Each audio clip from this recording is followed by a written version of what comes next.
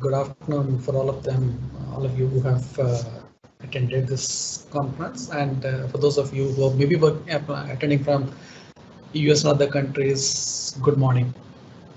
My name is LRV Ramna. I work with Value Momentum. I'm part of the software testing practice, and my passion has been into trying to implement machine learning as a mechanism to improve test efficiency. And that's what I'm going to talk about in today's session. I will try to balance out. I'll not go into too much of technical aspects here because I know that there will be people who might be new to machine learning, people who might have a basic understanding and advanced practitioners.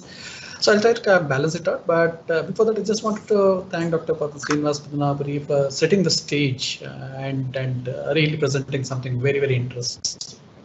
I'll try to live up to that standard, and my focus would be to make this topic as much as possible very, very practical, something that we as test engineers can implement in our organizations. That's going to be the scope. Having said that, it's a small agenda. Since the timing is limited, we can't go into too much of details, but I'll try to just spend a moment trying to contextualize why we need AI and ML, right? That would be the first thing. Then I try to zoom in and then try to map where does machine learning, I'm not using the term AI, I'm using the term machine learning. Where does machine learning come and where does it apply in the software test lifecycle? Subsequently, we'll deep dive, we'll pick up few of the examples or use cases, we'll deep dive and try to understand what happens in the testing world from a manual testing perspective at this point of time and how the same thing can be applied in the context of machine learning in order to improve efficiency. And finally, I'm going to talk about how do we implement machine learning into the software testing process, right? Which will actually address some of the questions that I have seen on the forums. That's the agenda. Before that, let's spend a moment try to understand what the industry has been talking. Right, this is a slide that I've borrowed from IBM. Right? If you look at it, IBM has specifically set the context. Right? If you look at it, it says from a data perspective, and we are not talking about machine learning or AI. We're just talking about data. Right? There's a big prediction that over the last 10 years, starting from 2010 to 2020 and beyond that, the volume of data is going to grow exponentially, right? And this is just a very good classification of what we mean by exponential data. I'll try to zoom in for a moment so that you get an idea of what it means. So if you look at it, the scale of data that's predicted is 43 trillion gigabytes, right? And 2.5 quintillion bytes of data is created every day. Most companies have 100 terabytes of data. Very interesting data, right? It talks about the kind of volume that is generated in today's world, right? The next part is where does this data come from, right? If you look at it, this data comes from a variety of sources, whether we're using social media, whether we are talking about IoT, Internet of Things or Internet of Everything, whether we're talking about interrelated organizations, there's a huge source of data. The fundamental thing in that is each data comes in a different form, right? No two data sets are expected to be similar when you're talking about AI and ML. So the challenge is how do you deal with a variety of data that comes in real term and volumes of data. That's the second dimension. Third dimension is the velocity of data, right? When we talk about velocity of data, the basic thing is how do you analyze data that is streaming, and we mean streaming in real time. For example, somebody's actually driving or being driven in a driverless car. The car looks at environment information, tries to analyze everything that happens and then takes decisions in real time. Even a microscopic delay in taking a decision can be fatal, right? That means the data velocity is huge. Right? So if you look at it, the question is volumes of data, variety of data, and velocity of data. These are the three important things that come. Now, how do we handle that? Obviously, there's something called as big data. which to some extent answers this. We'll not go into big data, but essentially what big data does is it is a technology. I'm trying to use very, very simple terms. Right?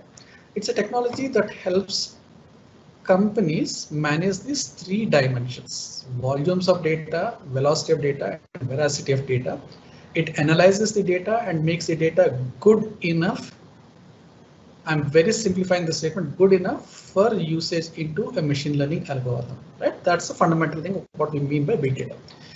We'll not go into details of that, but why is that needed? That's needed because there is a question in terms of how much organizations rely on the data. Right? To address that, big data comes into place. But this is one thing that comes up when you talk about machine learning, when you talk about artificial intelligence. The first thing that you start is to understand why big data comes into place. That means there's an integration between big data and AI and ML. That would be the first thing that you have to understand. Now, having set that context, let's see what is happening in the real world, that is, as we speak today. I've just taken a couple of examples of sources of data. We all know that there is something called as computer vision. Right? Essentially, what it does is a camera, in a very, very simplified world, captures objects in real time, transmits it, and then that video in a streaming mode is analyzed so that corrective actions are taken. Examples of computer vision. Right? If you look at this particular picture, we see that there is a picture of an individual, but then the computer should not look at it as an individual, right? For the computer, it has to break it down.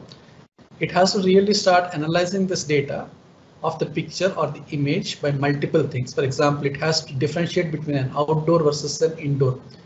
It has to differentiate between an individual. It has to differentiate between an object, that's a mountain and a bike, and with decent amount of accuracy. This percentages that you see here, 99.3%.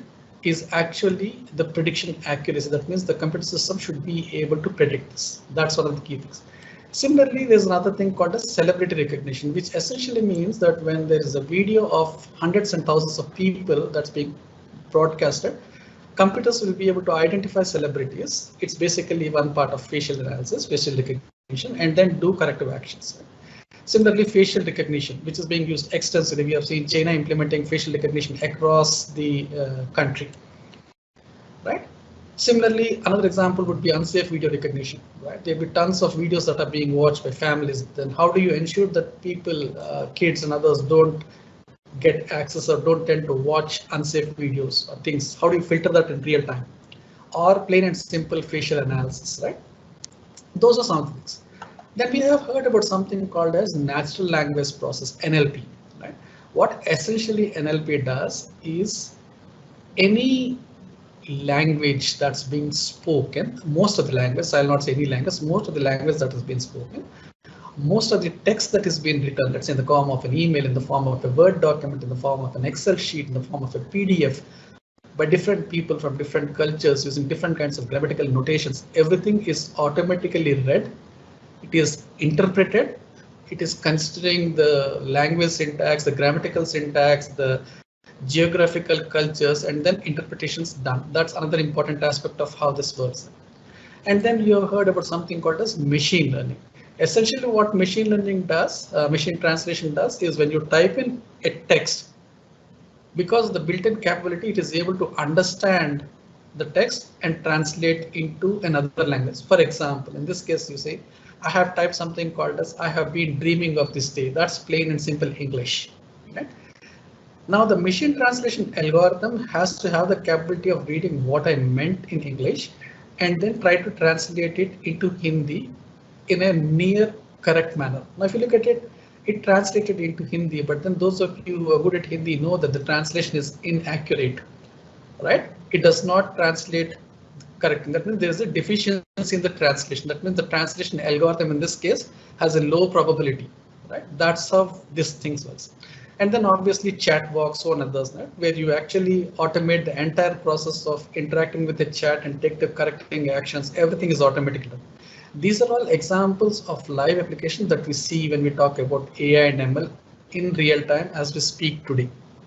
This is a high-end introduction. So let's go ahead and try to understand what does this mean from a testing perspective, because that's the key thing. Before we go into that, it's important to know that in general, as a layman, there are two flavors of artificial intelligence. Very essential to know.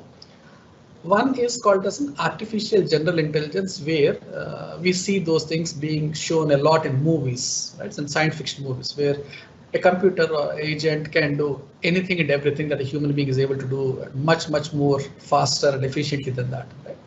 While it is good, it is a field that is still evolving, right? And there's a lot of journey that you have to undergo before we get to that stage.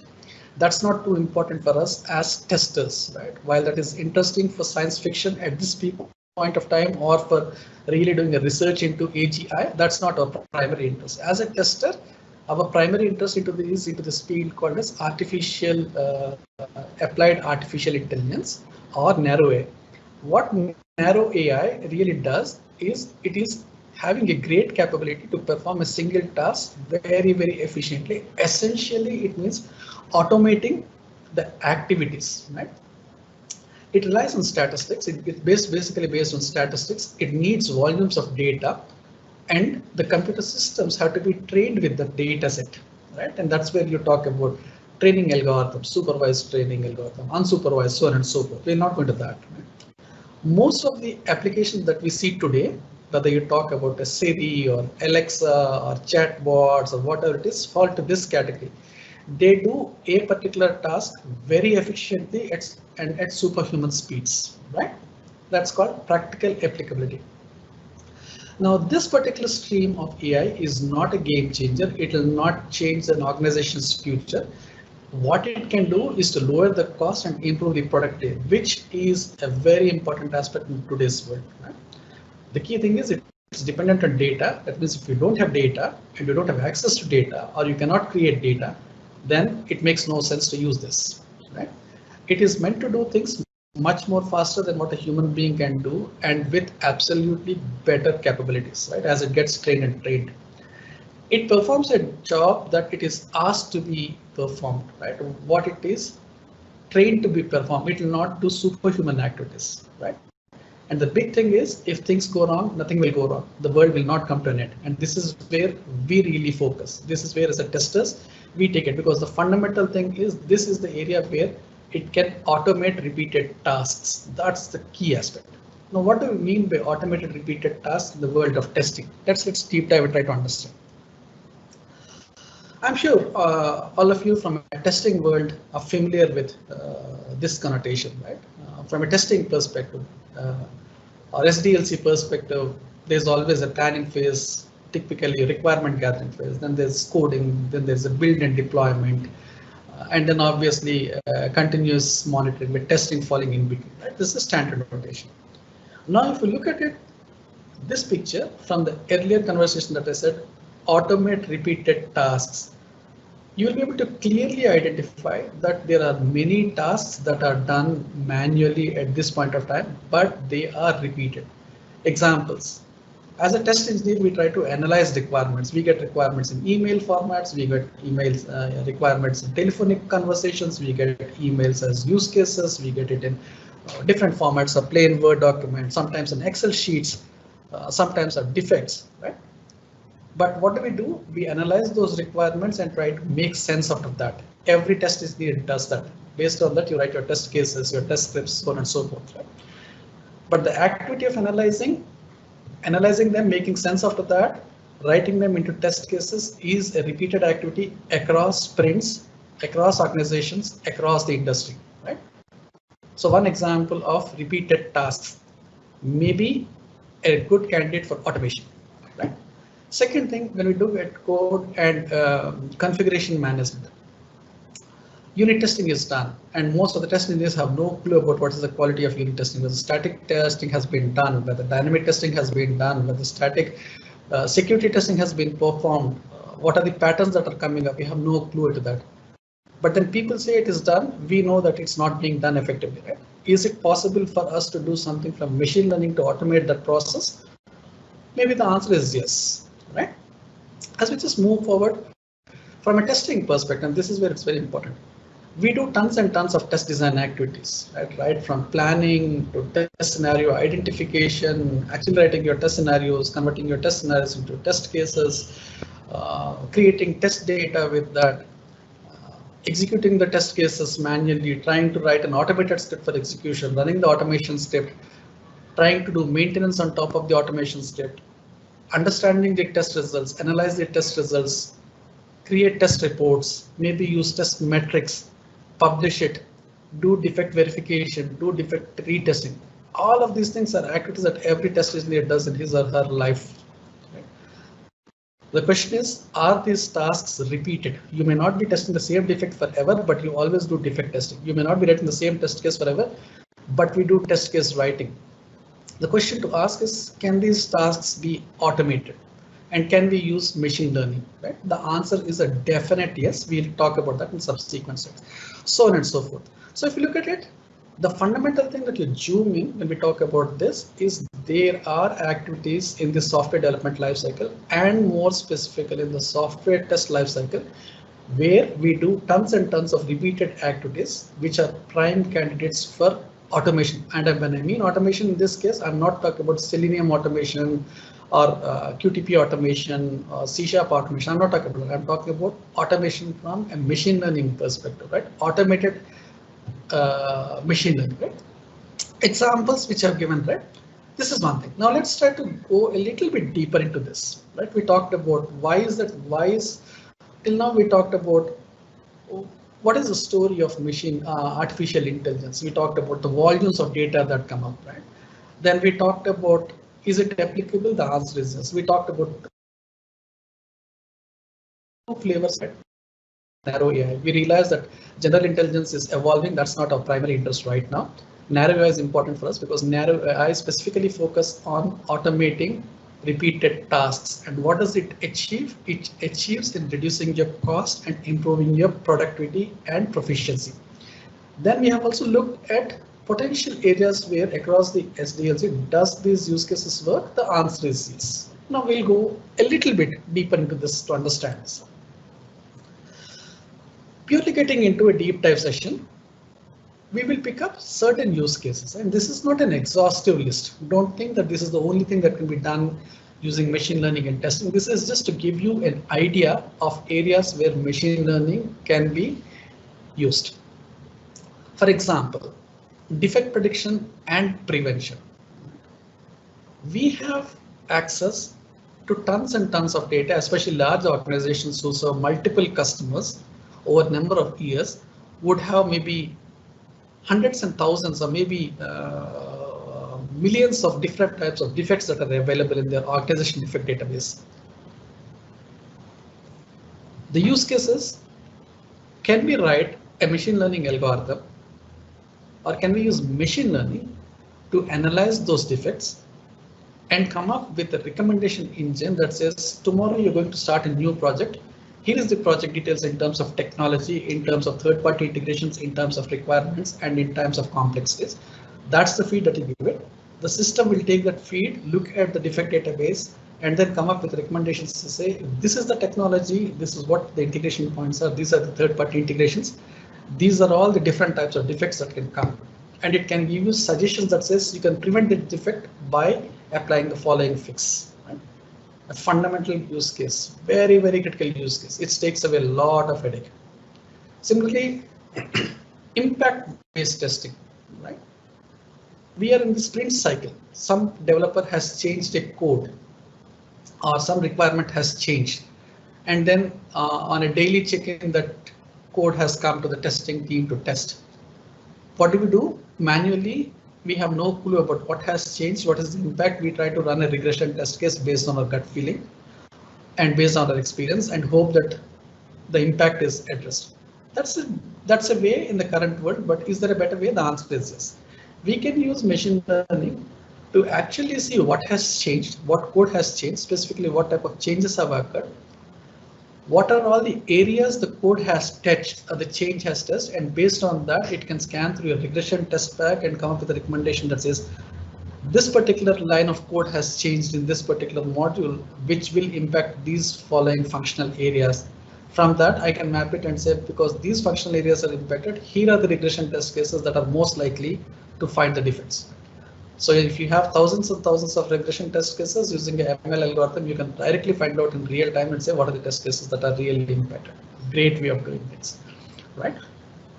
So on and so forth. And there are hundreds of things. Or if you look at an example of test automation, we all know that one of the bigger challenges in test automation is maintenance, especially with reference to object changes. And we deal with it. We try to maintain the test automation scripts using different techniques, but then can we use ML to do such kind of a changes in real time? The answer is yes. Right? Of course, you must have heard about something called as self-healing. Right? Self-healing is essentially in a very, very crude format, if I had to put it. It just looks at what are all the objects that have changed from the previous version of the object information that we have. It takes a stock and then tries to update it, right? And say this is what the latest version is. If we apply machine learning to solve that, can we really make it very, very effective? That means in real time, the self-healing will understand what objects have changed, maybe what functionality has changed. Based upon that, it can recreate your scripts or maintain your scripts on the fly and ensure that the automation does not fail. Now add a dimension of trying to create test data on the fly to this particular case. I am running a particular automation test scenario. The system has decided that something is not working or something is working. If we use machine learning algorithms at an advanced stage, it will be able to say, okay, this is working with so and so defined test parameter or data parameter. Let me jumble the test data parameter and see what happens. Right? That means it's able to create and provision data on the fly and contextually feed it into the automation script in real time. Fantastic way of doing test execution, right? That's a great thing. Can we do that? Answer is yes. Are organizations doing that? The answer is yes, right? This is some of the things that we as test engineers should start looking at. And that's the question that you have to ask. What is it that I'm doing manually today, which is repeated, consistently repeated, and where I have data, and can I apply machine learning to solve such problems? That's a fundamental constraint. We'll go a little bit ahead of this. And let's see certain things. We'll analyze some very, very specifics. We talked about defect triage. Right? What essentially defect triage does is, when a defect has been logged by a test engineer, assuming that it's a critical defect on a production environment, it's common practice to see that many people from different departments join into a bridge, talk over hours together, trying to identify what the problem is, why the problem has come up, who has to fix it, make the fix, and then roll it into production. Very, very time consuming activity. Can we use machine learning to solve that? The answer is yes. You just need to train the algorithm in terms of how defects were found historically, what fixes have been done to perform those defects, and whether those fixes have been successful or not. And if you have done the training, if you can train your system with that kind of a thought process, whenever a defect is logged, you can run your algorithm, machine learning algorithm, to analyze the defect, and automatically based on its learning, it can give you suggestions saying, in my view, this is the area that has caused this problem, and this is the fix that will solve. It reduces a lot of time that's being spent on defect trials. Right? Are we doing it? The answer is yes. We talked about test impact analysis. Another great example is, we know that as we keep writing test cases over a period of time, especially in long engagements, you have most probably hundreds of redundant test cases or duplicate test cases. Nobody knows how many duplicate test cases we have, and nobody knows whether they are really relevant or not. If you want to clean that system and make your test case repository very, very lean, can we use machine learning? The answer is yes. You can use machine learning. You can use something like natural language process to really do a comparison of the language that is written by test engineers across different cultures and geographies. And based on certain parameters, it can actually cluster and say, here are the set of test cases that are most likely duplicates, and here are the parameters based on which I am able to determine that it's a duplicate. Is that being implemented? The answer is yes. Have we done that? The answer is yes. Have we delivered it to clients by showing value? The answer is yes. That means it's a reality that can happen. It's not fantasy. It can be done. We talked about in-flight test data, right? Test data in real time. Let's talk about predictive dashboards. Now we do a lot of testing across the test life cycle. If we build an intelligent dashboard, a reporting dashboard that looks at all the activities that are happening in the test life cycle, that includes skill set enhancement of test engineers, the ability to plan, the leaves of the test engineers, or some risks, environment downtime, requirement volatility. You look at anything that happens in a typical life of a test engineer. If the dashboard is able to analyze that insights, right, and then come up with recommendations that says test engineer A is going to be on leave for the next 1 week starting next Monday, right?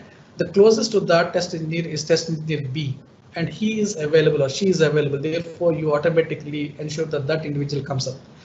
You can go in and say test engineer B has not tested or does not have experience in so and so. Therefore, to build that specific experience that's needed on this project, here is a customized training for him or her, right? Or looking at test progress and say we have tested so and so, but the coverage is only at 20%, whereas by now it should be 40%. Ensure that these test cases are executed in order to ensure your test coverage is 40%. Or you can say test execution is 40% as planned, but the impact is very low. You are not able to find the following defect classification. Ensure the following defects are not. That means in real time, this dashboard will monitor all the activities of a test cycle and suggest corrective actions. You are very, very ambitious. You can actually ensure that those corrective actions are mandatorily implemented. That means the capability exists. How much of interest is the organization willing to make it is the question. Right? The key question here that you need to ask is what is the input that I need to perform and what is my expected outcome? That's a fundamental thing. Now towards coming to the last part of this, right? We talked about many aspects, but then one of the key questions is if I want to implement machine learning into my testing, is there a process? What is the process that I can do? It's very simple, right? Before you start your machine learning implementation in your test organization, there are certain questions that you have to ask, right? Ask yourself and ask the AI/ML team. First of all, what are the assumptions that I am taking when I ask my machine learning algorithm, right? Next is what is my hypothesis? What do I really expect the machine learning algorithm to learn? That would be the second thing. Third thing that you have to ask, what kind of a machine learning problem is it? Right? Is it just an analytics problem or is it a real machine learning problem? Most of the people don't know the importance of this and that's where they fumble, but that has to be asked, right?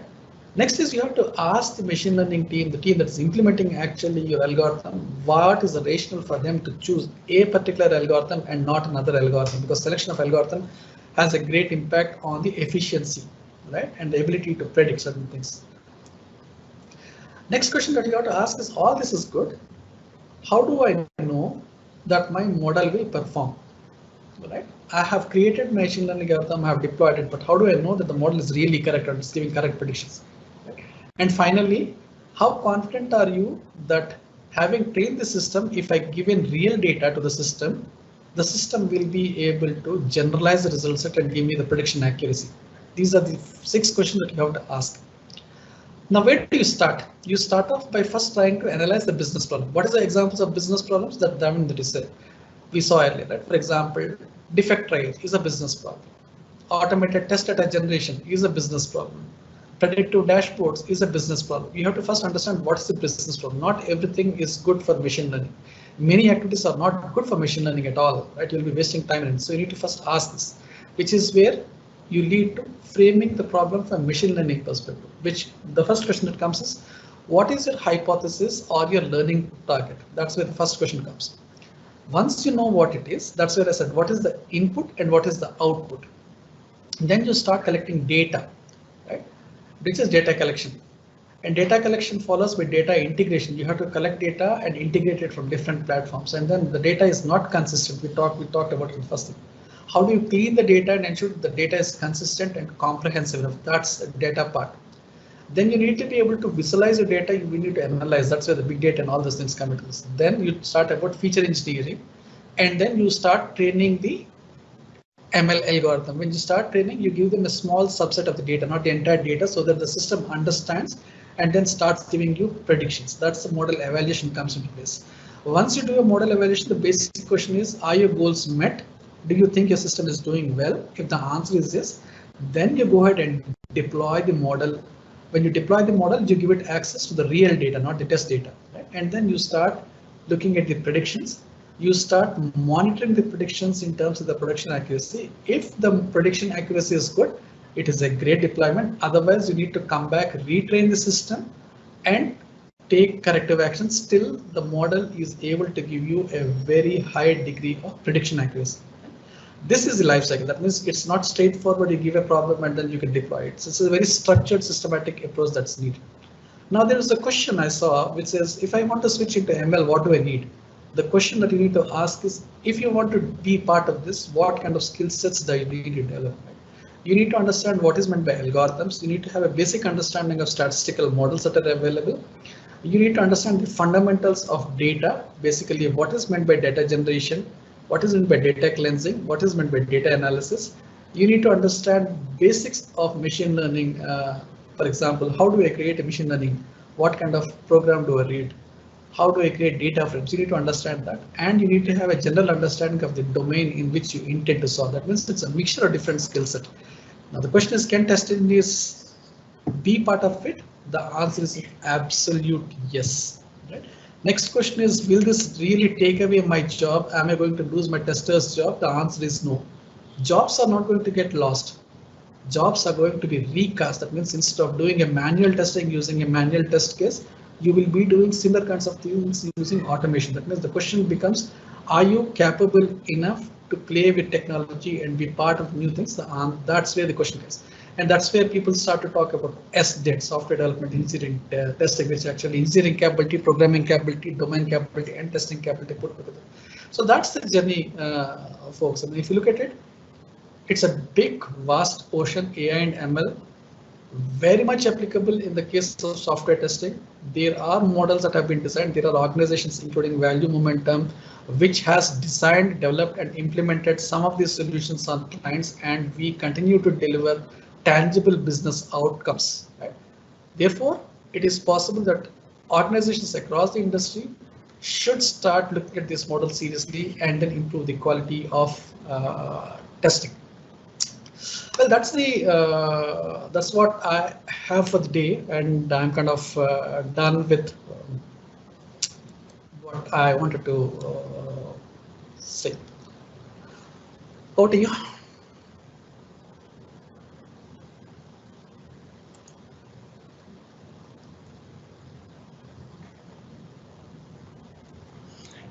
Thanks a lot, LRV. Would you like to take a few more questions, or? I can take a couple of questions. Yes. Yeah, I mean, there are a lot of questions from the audience. Looks like they really enjoyed your session. So we still have a little more time left. So if you can take a couple of questions, I think it would be helpful for the audience to get an insight. Yes. Just give me 1 second. I'll just scan through the thing and so that I can just pick up some of the questions. Okay, just give me 1 second, please. Oh, there are a lot of questions. Okay.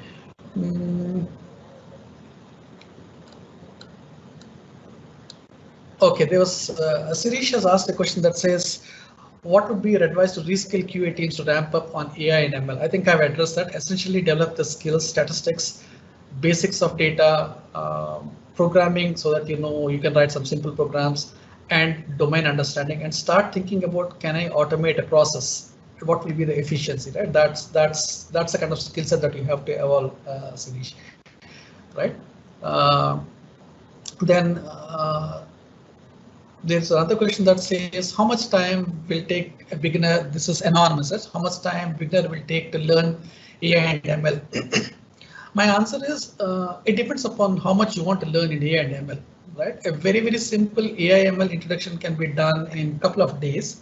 But if you want to be a serious practitioner and then start implementing, well, it depends upon your current capabilities. If you're good at programming, then you should be able to pick it up pretty fast and try and experiment with certain basic deployments in 3 to 6 months period of time. So, but you should generally look at a decent period, because it's a vast thing. It's not a precasting that this is the time that's required, but depends upon how much interest that you have.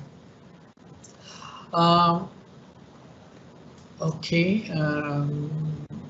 any tool is available to test automated cluster testing using AI? I don't think I really understand this question, but automated cluster testing using AI, I don't understand, so I'm not able to answer this. Can you show an AI/ML for security testing slide? I have not covered that in the slide, but the answer is yes. If you look at static security testing and dynamic security testing, there are tools that can run this, but then essentially before the tools, there is something called as a threat modeling from a security perspective, where you create a model of a threat, potential threat, which can keep changing. If you're able to do a vast library of threat modeling and then using machine learning, put into the right threat model into a particular context, then yes, you can use machine learning as part of your security testing. Similarly for performance testing also, right? Will the AI/ML replace testing roles? I think I answered these questions. It will not replace testing. As long as development is there, testing is needed. The way we do testing will definitely undergo a change, right? Which then Pawan Kumar asked about which type of machine learning can be effectively implemented in testing lifecycle, supervised, unsupervised reinforcement. These are not either or, right? Supervised learning serves a specific purpose. Unsupervised learning serves a specific purpose. Reinforcement learning serves a specific purpose. So it depends upon the purpose that is being used. It's not one for all, right? There was a question that says elaborate on how ML is used in malware analysis for security testing. I think I answered it briefly. Can we use ML in performance testing? The answer is definitely yes. You can analyze what kind of systems are available, what kind of infrastructure is available. You can look at traffic patterns, you can analyze the patterns in real time, you can look at what is happening from a load and scale perspective and then make those changes. Therefore, performance testing is a great thing, right? While you can create data profiles based on individuals, right? Okay, Krishnaveni says the session has definitely touched upon the most current topics. Thank you. Alternate, okay, that's nothing specific. Do we have any case studies that can explain the accuracy of ML defect trace? Yes, every organization that has implemented has it. From Value Momentum, we have actually implemented this in a large customer, and we continue to implement this in multiple customers. The general prediction accuracy has been in the range of, especially from a defect trace perspective. When we started off, it was at 80%, and right now we are operating at approximately 85 to 88%. As we get more data, that percentage is only going to improve. That means the prediction accuracy is pretty high, right? How much effort is needed? Then another question is how much effort is needed to maintain the scripts built using AI, supporting all the factors of TDM, skill management, etc. It's a loaded question. It depends on what you really want to do. So there's no definite answer for that, right? Okay, so Rupa and me worked earlier. Thank you, Rupa. Nice getting connected with you. Let's be in touch. Yeah, I think most of these are the questions. I think I quickly scanned through and answered the questions. If there's any specific question that you think I have not answered, I can take one or two questions, but otherwise predominantly done.